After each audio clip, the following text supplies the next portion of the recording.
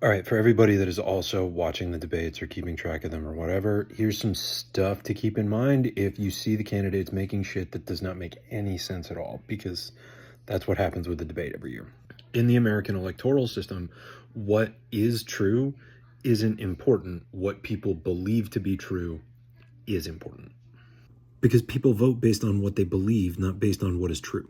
Now, there are hundreds of thousands of voters in the United States that identify themselves as being centrist, and identify themselves is really important here.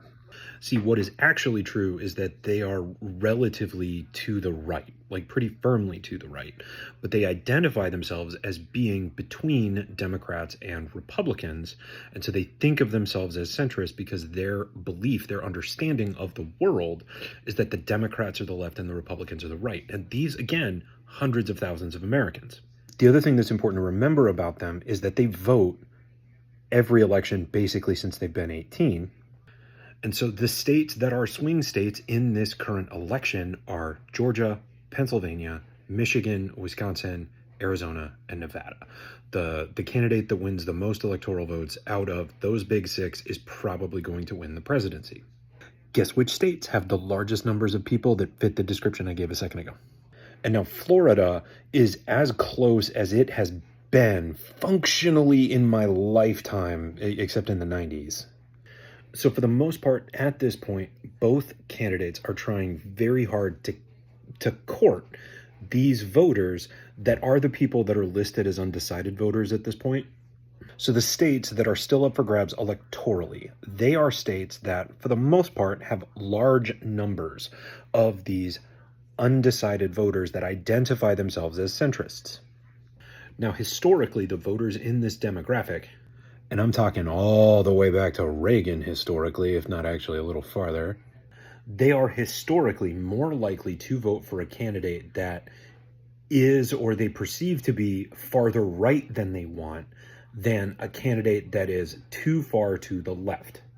So there is a ton of campaign ad coming from Trump that is focused on labeling Kamala Harris as a Marxist. Now, leftists find that laughable because Kamala Harris, as progressive as she is for American standards, is still way to the right of people that identify as leftists. But Trump doesn't give a shit about courting leftists. He is trying to convince these American centrists that are primarily white and the Cuban and Venezuelan immigrants that are in Florida that are very large populations of voters who have swung multiple elections. And so if Trump is able to successfully label Kamala Harris as Marxist or leftist or whatever, in terms of what those voters believe, he would be able to capture some of these key swing states or take back his lead in Florida. And this is why the Democratic Party, whose base are primarily people that identify as moderates, doesn't generally court leftist voters. Because the math is the math. In our system, with our electoral system, until that changes, they have to be able to capture these groups of voters that feel like they are in between the left and the right. Because historically, when the Democrats have either been presented as too far left successfully to those voters, or when they happily outright say it, those voters that we're looking at in this election, the people that are sort of the contested spaces that are going to decide the election, they vote Republican. And the Democrats have not been able to successfully capture swing states by going left, because even though there are votes to capture in that direction, because there are people that vote the third parties that are farther to the left and the people that opt out because they feel like both parties are functionally the same from where they are sitting, then the Democrats don't just have to overcome the Republican base and the far right. They have to overcome the Republican base, the far right, and all of these undecideds who historically have been the people that swing elections. One of the reasons that Obama was such a special presidential candidate is because of his ability to dominate so many swing categories of voters. But so, a couple of weeks ago, Kamala Harris was in an interview where she was asked if she would be willing to have a Republican in her cabinet. She said yes. Not because she actually would, because she wouldn't. The Democrats wouldn't do that. It would be stupid. She said it because that is something that these undecided voters like to hear, because they believe that the contentiousness between the two parties, the animosity, the polarization, and all of that stuff is one of the problems in America. And so they like candidates that see both sides in this sort of this mugwump space. If you were not introduced to the mugwumps in your American history class, it was a derogatory term for people that they had their mug on one side of the fence and their wump on the other. You remember from Hamilton the musical when Alexander Hamilton talked about Aaron Burr versus Thomas Jefferson, and how he hated Thomas Jefferson, but at least Thomas Jefferson stood for something? Like, he was calling Aaron Burr a mugwump. We just didn't have that word in the American lexicon yet. Anyway, why has Kamala Harris completely avoided saying any kind of hardline anything regarding Israel? Like, hasn't used the term genocide, like all the stuff that, especially like all of us that want the genocide to end, and there is a large group of single issue voters in Florida that Israel is their issue. It does affect other states as well, but for the most part, those states are not swing states, but it kind of affects Pennsylvania, and Pennsylvania is one of the big six. We already said that. You remember when the head of the Teamsters Union spoke at the Republican National Convention for the first time in the history of the Republican National Convention? Guess who that was for? You notice how there has not been any discussion from top-level Democrats about an assault weapons ban? Because they can't afford to lose the people that they would lose if they did that. And so especially if you are on the left and you look at the Democratic Party and you feel like the difference between the Democratic Party's platform and the Republican Party's platform is the width of a fingernail from the perspective of where you're sitting. Understand about people's beliefs, because as far as the Republican base is concerned, the difference between the Democratic Party's platform and an incredibly leftist platform is also the width of a fingernail. They have all of us in the same bucket.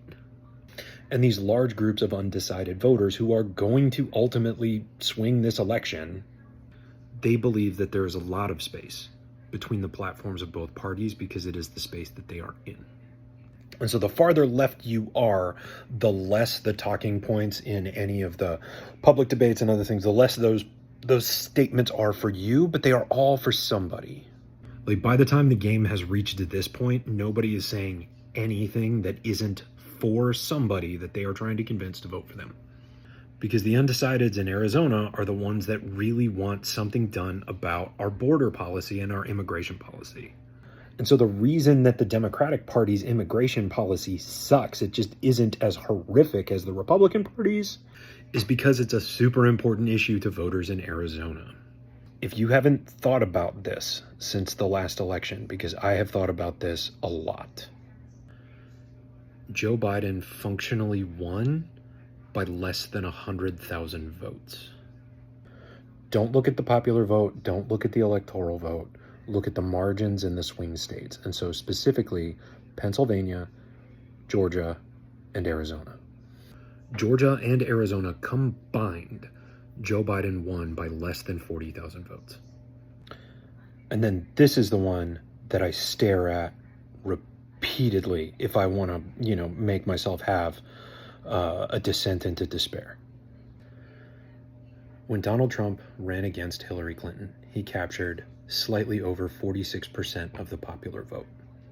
So don't look at totals of the popular vote and don't look at electoral votes, because we know he won the electoral vote count and we know Hillary Clinton won the popular vote. Don't look at the numbers, because when Biden and Trump ran against each other 4 years later, it was the largest voter turnout in the history of the country.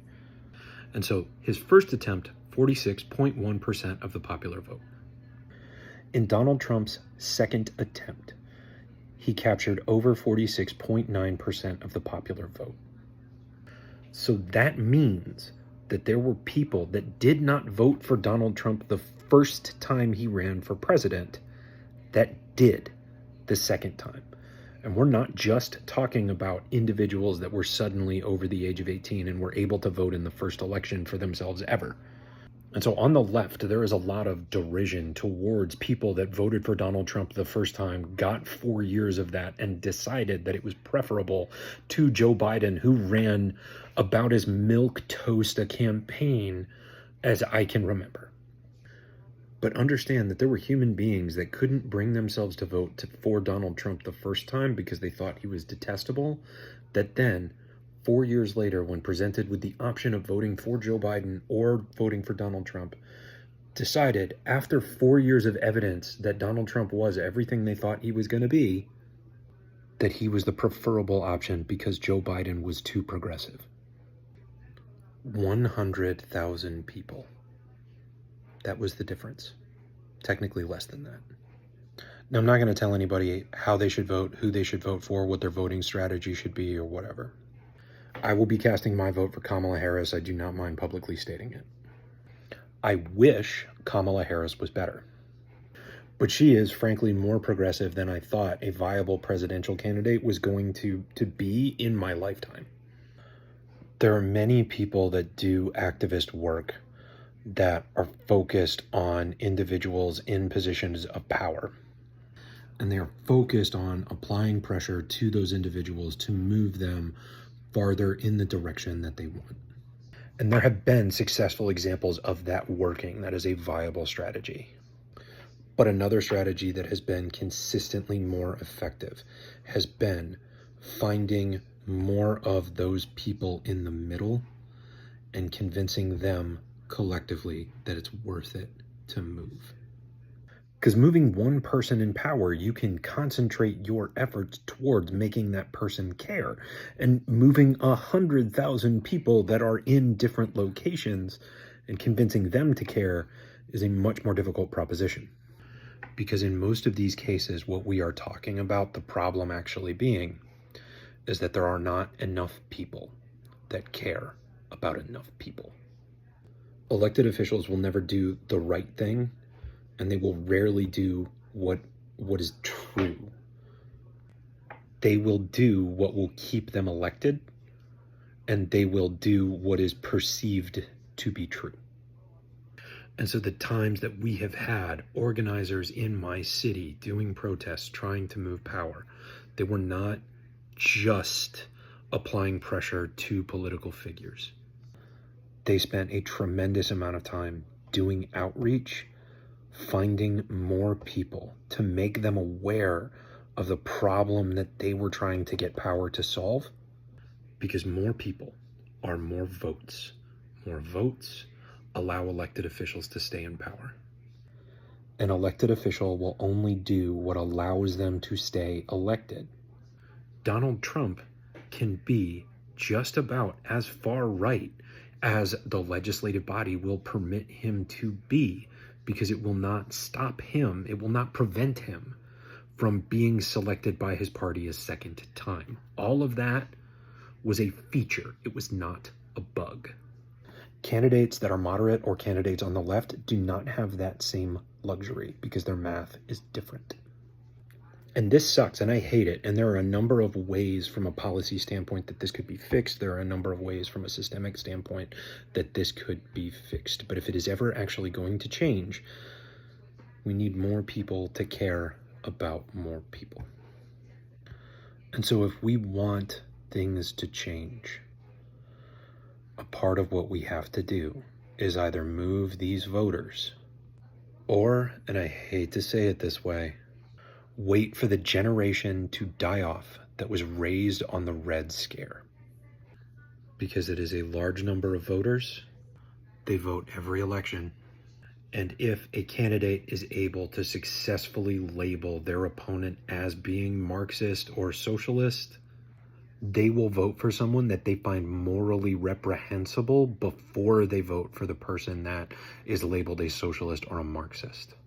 Because it doesn't matter that socialism and communism are different things. Because these voters do not believe that they are significantly different things to the point that they need to understand the difference. If this pops, I will talk about how the far right has been able to pull the Republican Party farther to the right, the way that that strategy has worked and the way that it would need to be implemented by the left if they want to accomplish the same thing.